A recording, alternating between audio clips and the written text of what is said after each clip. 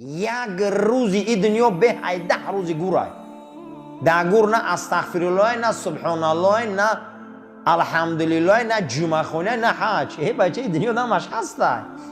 اون نخو که 1000 بار ای گور خوب ای دنیا را زندگیش. و اون شرطه که چشم آخرت قد بینیم. 1000 بار محتاج میشی به اونجا که یک از یک دو عمر رو کنم. دنیا رو بود کردن در کاره با آخرت. بخر جانی من که ورنه حسرت خری. پگه با در این لحظه میدونیم گریه میکنیم دیر میشوم. جناب پیغمبر صلی الله علیه و سلم گفتند که میدونی که ارزش ترین انسان کیه؟ میدونی که ارزش ترین انسان کیه؟ میدونی که ارزش کی بلنده؟ میپرسن که ارزش کی بلنده یا رسول الله گپ زنی؟ گفته ارزش همون آدم بلنده که این دنیا را ابدی نمیدونه. همه روزه دنیا دا هیچ محل برای جان خودش ضرر نمیرسونه. جهنمی دمی دنیا میشیم، جنتی دمی دنیا میشیم. بخر جانی من که ورنه حسرت خری. حسرت میخریم پگه، حسرت میخریم، بیمار میشیم، کسل میشیم، هر چیزمون همین دنیا خودش خشه گفته که من فانیم. حتی که ابن قدامه آورده که گفته یگان موعظه دنیا گفته آشکار نیست، نه که مردم بسیار ای قفاش میدوان. من نمیدونیم یک تلفن 200,000 در دورانی و نمیدونی چی که به مردم هوای گرفته ایپاتیکا گفته و همون بانک با بانک میگرده. شب و روز قرآن میگه آخه اقلا من یه ورق خونه نمیخوننی. همین یگان موعظه دنیا ابن قدامه گفته روشن نیست. یگان چیزش روشن نیست، پوشیده به معنی است. یک تلفن میروان ایپاتیکا و راسروچکا و کیم چی گفته آدم گفته یا خیرش خوب نمیکنه میشه هوا میره میگیره. لیکن میگه شو قرآن کلام تا آشکار گفته است یا خیر کلام تو نمی کتاب تو نم یک ورقش نمیخونم خوب میروم، یک ورقش نمیخونم. 10 میلیون دا برای خودش ایپاتیکا میکنه عاقبتش لحده. یا بار فکر نمیکنه که لحده چی در کاره. همین قدر همین دنیا معویزهای پوشیده داره. ای قفوش هی عاشقنده. یگون معویزش روشن نیست. مرگ روشن، رسول الله روشن، قرآن روشن، جنت روشن. یگون جای دین خدا فریب نیست. اما در کردنش میترسیم. چیزی تاریک پوشیده ده ای قفوش هی میدویم که ابن قدامه همین قمی دویم که پوشیده هی پوشیده این همی پوشیده. اما میگه آخی شما را این ارزو حسرتاتون میگه سراتون آو میکنه، یک باری آو میشه، نه که ارزوهای شما هیچ جایی نه که که نشوان، ارزوهای هیچ جایی نه که ای بین روان. گردش ایام ریشا را سفید کرد، چشما را خیره کرد، میان خم راست خم کرد، چهره ها را زرد و استخوانی کرد. با قطیشون میشنی با همون ارزوهای به معنی. او میگه شما یه بار میگه بس کنی آخی دینک اینمی خود دنیا خوشه گفته است آخی و ما فونی میگه و ما ابدی نیستم در شما. اما آخرت های باقی، آخرت های باقی. برای همین عزیزو این دنیا را کسی به چشم آخرت میبینه خشا به حالش دنیاشو بوده. کسی دنیا را به چشم آخرت میبینه او دنیاش بهشت میسازه. او صحابه بود که میرفتی در مدینه بهشت میدیدی، در زمان اونها نمونه های بهشت میدیدی. هر یکتی اونها یک دنیای داشتن، هر یکتی اونها یک دنیای ساختن. یکی به تجارت، یکی به زراعت، یکی به فقیری، یکی به کمبغلی، یکی به ناداری، یکی به اوج پهلوانی آخرت خریدن. همه اونها آخرت خریدن، همه اونها آخرت صاحب شدن. حتی که حضرت ابوبکر رضی الله تعالی عنه حضرت عمر دلالتی به اسلام کردند. حضرت عثمان میگن پدرشان در یک روایت دیگه امکیشان حضرت عثمان میگه چپا کشال کرده بود وقتی ایمان آورده بود. ای پاچه‌هاش چپا کشال کرده بود حضرت عثمان. از پایان میگه پخترقتی لطه دود میداد که عثمان از ایمانش گرده. میگه همون بینی های حضرت عثمان میگه در درون دودی لطه بود که از اسلام بود میگرده. میگه او حضرت چپا کشال کرده بود. بعد میگه همون سیخای آهنی را سرخ میکرده آورده در پری میانه حضرت عثمان میجقید که ای دین محمد میگرده صلی الله علیه و سلم. عذابش میداد. این اسلامی که بسیار از بر راحت اومده سیموده. این اسلام بسیار مشقت قد اومده گه. حضرت ابوبکر میگه اون وقت میگه بسیار پولی کلان داشتن. همون زمان ده حساب کردن علما 460,000 دلار در همون زمان داشتن. مورخ ها حساب کردن. با اومد میگه قطعی امکی حضرت عثمان صحبت کرد. گو اگر لازم باشه گو من پول میتیم همین خلاص کن. من میتیم پول شگو همین جواب ده. عثمان خرید. ابو عبیده عامری بن جراح خرید. عبدالرحمن بن عوف مسلمان کرد. حضرت عمر نصیحت کرد مسلمان کرد. بلال خرید. عمار خرید. نغیره را خرید. دهاتن از مهاجرین و آدمای غلام و پولش خرید. حتی آمد در خونش وقتی هجرت میبرامد با رسول اکرم صلی الله علیه و سلم رفتند. وقتی که میبرامدن از مدینه منوره رفتند از مکه ابو قحافه پدرش آمد اسماء مادر مون پرسید که خونه در یگون چی موندگی اوتاد برای خوردنتون وقتی مدینه منوره رفته گیا. اسماء مادرمون میگه دم قدر پدرم تاجر بودم قدر داشتیم تا باز گفتن خیلی مقصد خاندانی با ثروت بود. میگه چشمای بابام ساز نمیدید. میگه کور بود چشمش. من گفتم اوه قدر موندگی گفت چی موندگی در خونه کو بیار بینم. میگه در دنیا روی مال میگه سنگ موندم آوردم در دستش دادم گفتم اینقدر تیلا موندگی نباشه هیچ نداشتیم خونه دا. میگه چیزی بودمش داد. در رای کی داد؟ در رای دین داد. کی را خلاص کرد؟ صاف هم غلامی را که در عذاب بودن. چند مراتب در زمان خلیفگیشان حضرت بلال می اومد پیش ابوبکر میگه تو منو برای خودت خریدگی. من جواب ته من میرم سپاه اسلام زمین یرموک جنگ میرم. من هر باره که میخم لباسا و میپوشم که سپاه اسلام در مقصد دیگه میرم قد خالد ابن ولید در غزوه ها تو منو میگردونی که من به تو محتاجم بلال تو بیس که مسئولیت من در کاره. اگر من برای خودت خریدگی باشی مرا نمیخریدم وقتش تا مرا رها کن که من میرم قدیم مقصد دیگه سپاه اسلام. من نمیستم میگم زنگم در مدینه میشینم. انا این خیلی دنیا رو حضرت ها دیدم. بعد از او جناب پیغمبر صلی الله علیه و سلم تن این پیغمبر تن دنیا ما فایده طلب نکردم. همین دنیا فایده ندیدم گفت رسول الله مگر فقط از مال ابوبکر دیدم.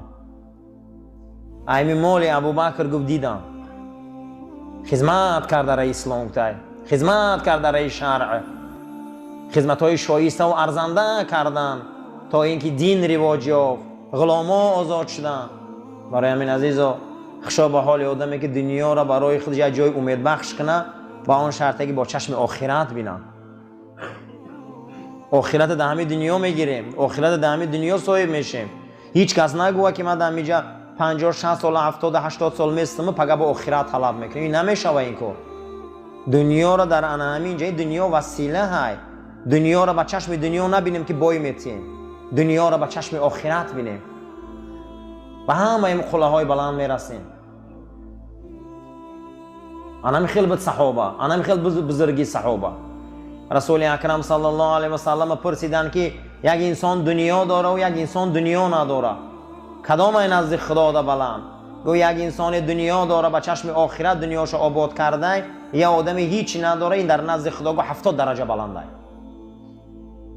یا آدم دنیا داره همه چی داره نه که با چشم آخرت زکات داده است صدقه داده است صدقه آدم نان داده است حج کرده است کمک کرده است و ای آدمی نادار 70 درجه نزد الله بلند بوده. اما گو یا آدمی دیگه دنیا داره یا آدمی دیگه گو دنیا نداره. کدامش نزد خدا ده بلنده؟ گو کسی دنیا نداره گو نزد خدا اجرش بلنده. گو چی بگو حضرت؟ این تا گفته گو این انسان اگر آخرت نداشته باشه در دنیا گو صبری اما فقیر خوبه که فردا به هیچی گو بیش نروه. اما گو این که وقتی آخرت نداره گو وای به این دنیا دوریش که پگه میپرسن شم، وای به این دنیا دوریش که پگه را چکار میکنن میپرسن شم. بیا دنیا منو نپرسن، با چشم آخرت بینیم دنیا را، با چشم آخرت نگاه کنیم. چشم آخرتش بنیاد مسجده، چشم آخرتش 5 وقت نمازه، چشم آخرتش یتیم خانه، چشم آخرتش دست به جمعیت دراز کردنه، چشم آخرت قد دیدن در کره دنیا را، تا اینکه همین دنیا برای ما بهشت شود. هیچ کس دنیا را قرار نکنه. نام خدا یکش دنیا است. کدام دنیا؟ دنیایی که با چشم آخرت بینیم شد. این همین حوزه همجا ششتنی ما همش با چشم آخرت شدیم ما همجا که آخرت ما نابود شود. کجا دیم همین دنیا دا. لیکن رسول اکرم صلی الله علیه و سلم گفتیان که الفقر فخری، فقر فخری منه.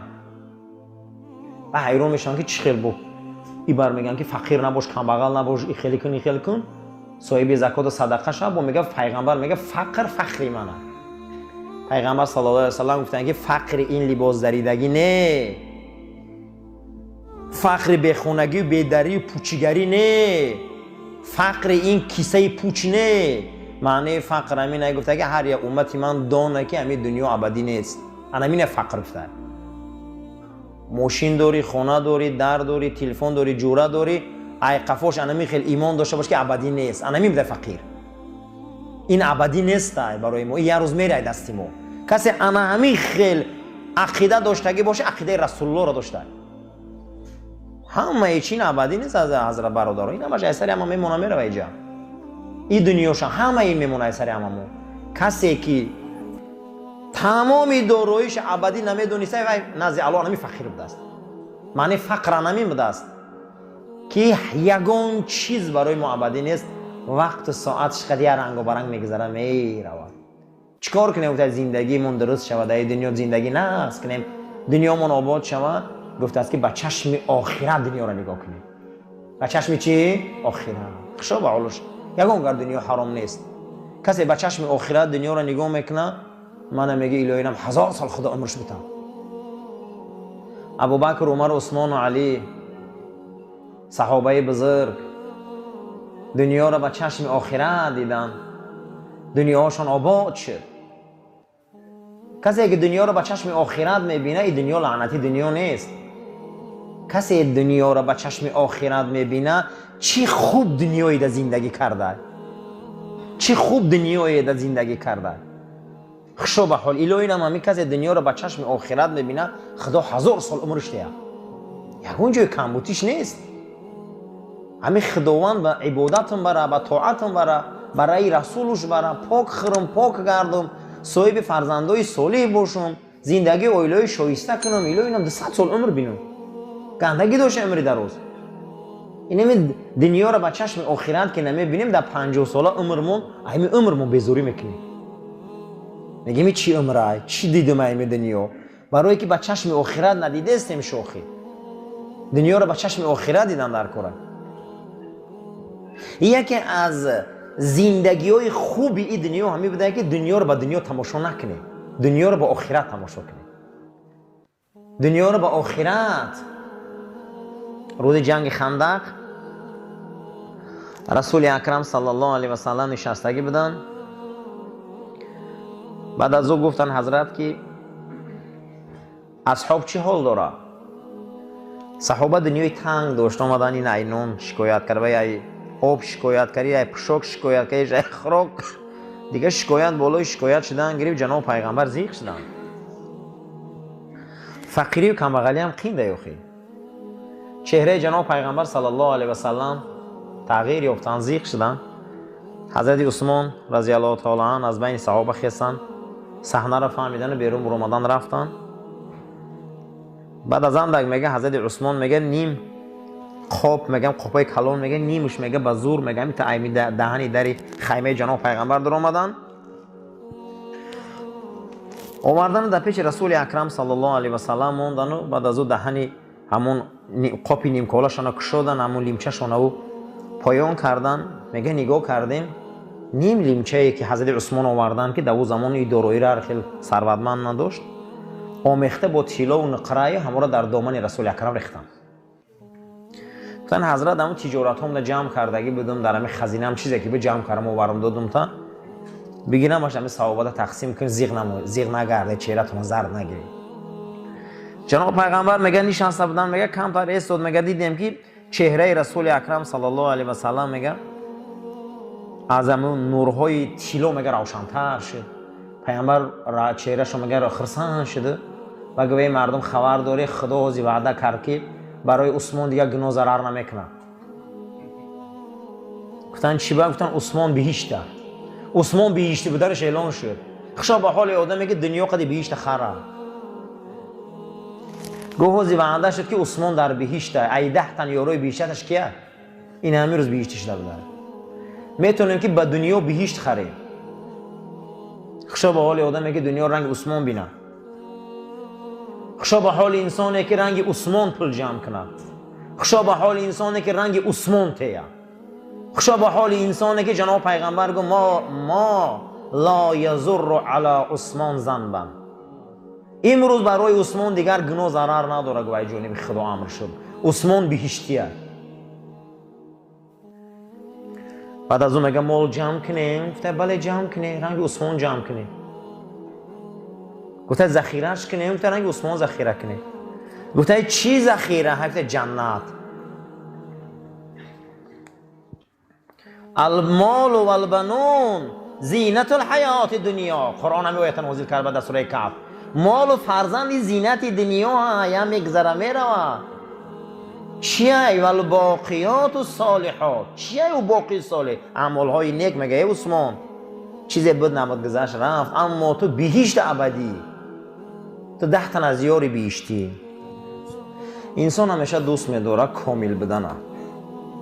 انسان همیشه دوست می‌داره که پره باشه. پولش، مالش، جوانیش، سلامتیش، همه چیزش پره باشه. میره دوست می‌داره. لیکن همش در درگاه خدا. غیر خدا هیچ کس پره کردن نمیتونه موره. کسی گفت که من غیر خدا پره‌ام او بسیار خطا کرده. کسی گفته است که پرگی در درگاه خدا نیست، این هم خطا کرده. همه ابدیت، بزرگیت، پره بودن، درجه در رسیدن این همش در درگاه الله های. جنت ابدیه، جوانیش ابدیه، پیری نداره، مرگ نداره. چی یک نعمت های و دل دول ارزو نمیکنی که چیزی را در پیشت حاضر میکنم. اولم به یاد نمیبیاری که میره خدا حاضر میکنه. خدا را بینی که باید قادر یک قطره آبی جهنده مقصد دیگه ضعیفی قدر مخلوق خلق میکنه، بزرگ میکنه، راست میکنه، مرحله حیات میتیشه، تمام برنامه رو در پیش رهش میمونه. الا من تولا، خودش که پسی پا میزنه میگه و کفر، خودش کافر میشه. میگه خودش کمبوتی میبیاره. نباشه تمام این نیکی ها رو الله در پیش رای ما مونده. بگی میگه بگیر خطا پرک الا من تولا، و جای گیره پره شوه، پیش روه، بلند شوه، پسی پا میزنه و میگه و کفر. با برای نمیگه با کفران میکنه، و حیف میشوه. دنیا رو با چشم دنیا نگاه کردن این شکسته. کسی گوه که من دنیا رو با چشم دنیا نگاه میکنم پیش میرم، این دنیا آباد نمیشوه. دنیا رو با چشم آخرت نگاه کنی آباد نشوه. خشا به حال انسانی که دنیا رو با چشم آخرت نگاه میکنه. من امروز دنیا رو با چشم آخرت نگاه کردیم، جمعه خانی اومدیم. خنک هم بود، چیزی هم بود، گذشتی نبا اومدیم، نماز عصر مون خوندیم، شام مون خوندیم، خفتن مون میخونیم. این دنیا رو دنیای آباد میگم.